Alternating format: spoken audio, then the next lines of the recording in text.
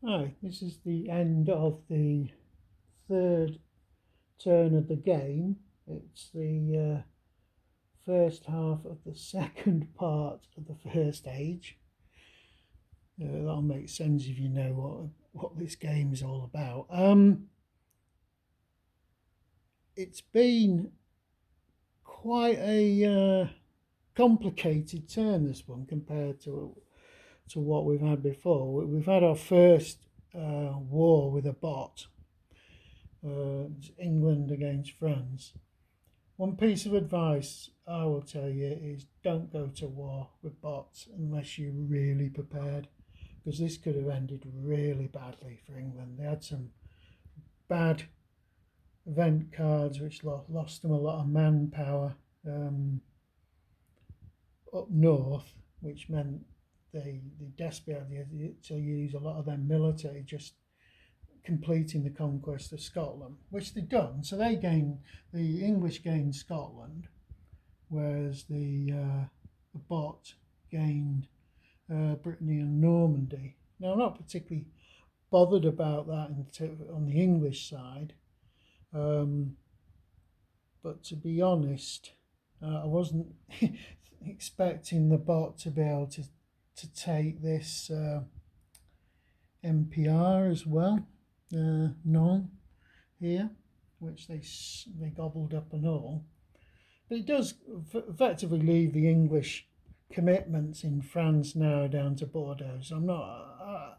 My intention was always to sever any links with the continent like that, but I wasn't intending to get for things to go quite as badly as they did in Brittany so quickly, because the bot gets a lot of advantages when fighting and sieging and things like that.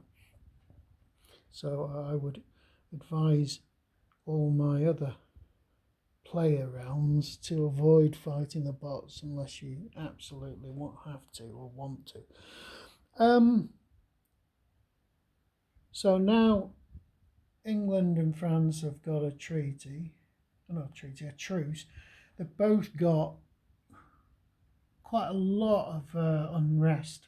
So they're probably going to have to concentrate on really getting rid of that unrest and consolidating their regimes in both sides. The French have got, not only they've got unrest, they've got quite a bit of rebellions going on, sieges by rebels on their cities. So that all needs to be cleared up. Now, the other realms, if we look at Spain have had a bit of a problem. Their leader died, which leaves them into an interregium, or not sure if I'm pronouncing that right, but it doesn't really matter. That's lost them some stability.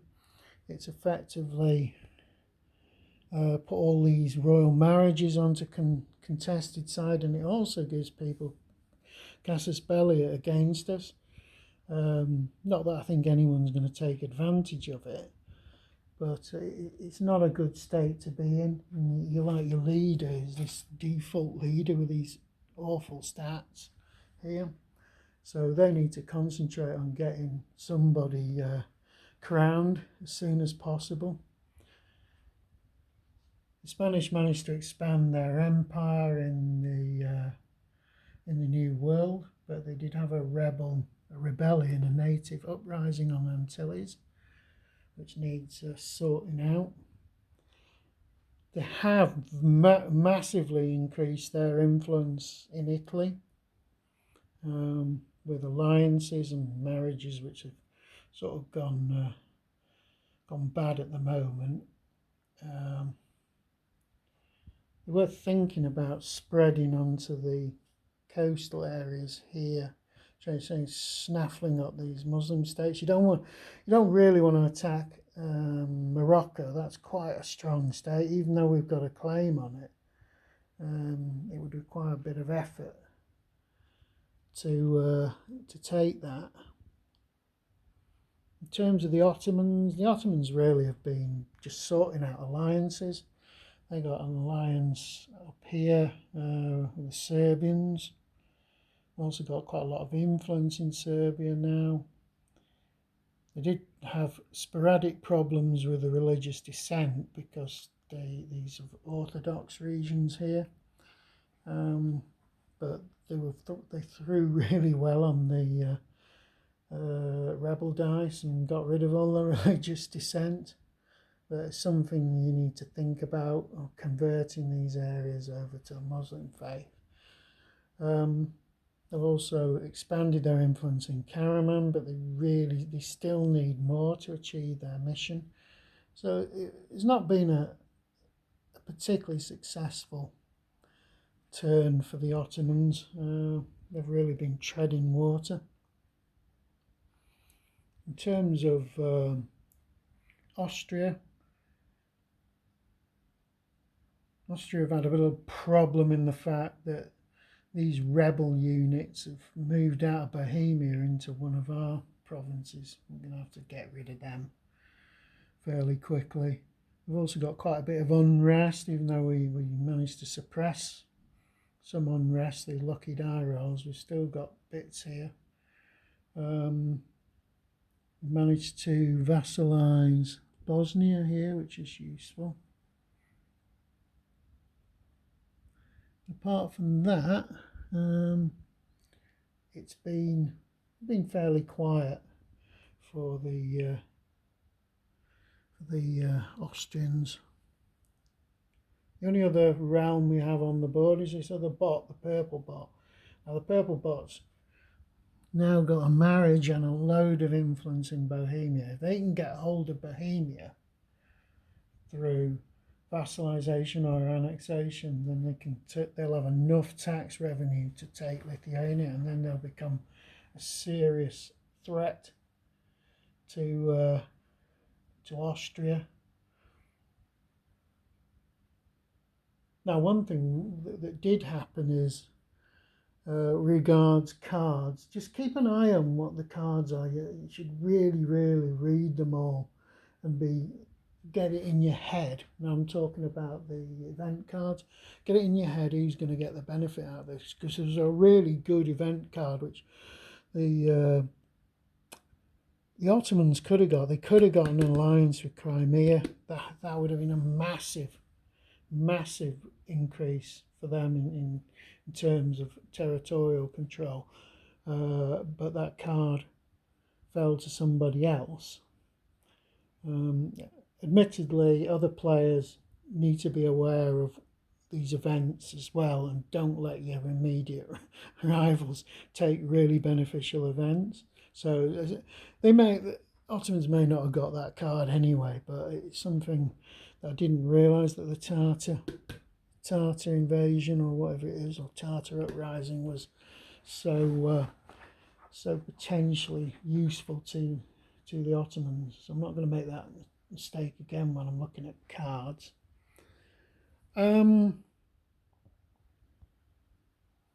That's really it. I think we did have a little bit of expansion. The Kalmucks expanded down here, but that was it for dynamic players.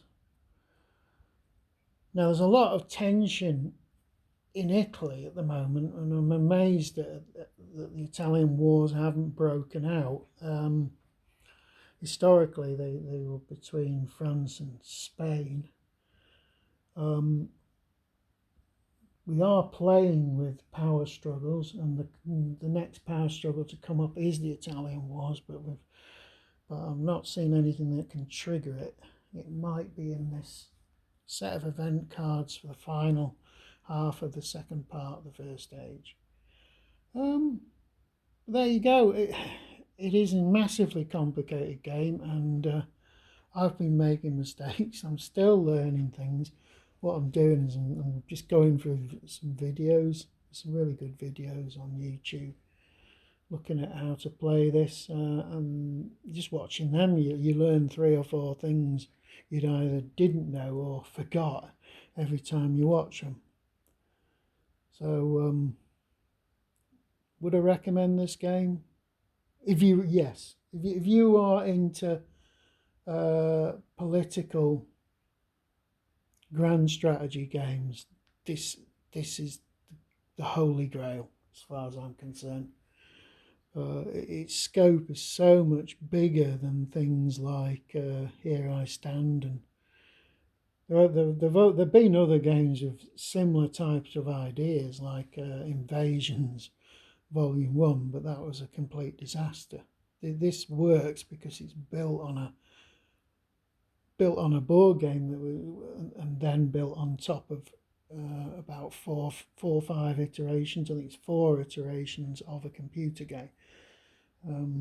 So it does actually work. All the moving parts seem to be functioning. One thing, someone asked me a question about the bots. Are they difficult to use? No, they're not. The bots in this game are really easy to use. The flowcharts are clear, and the colour coding on the flowcharts is brilliant. Like if your no is in red, yes is in green, and mandatory movement is in black, you just follow the flowcharts around. Admittedly, yes, bots can be quite complicated and they can behave in different ways, but if you follow those flowcharts, you're going to get to a point where if you don't know what you're doing, it'll prompt you to read the appropriate rules, because you ain't going to get any further with it.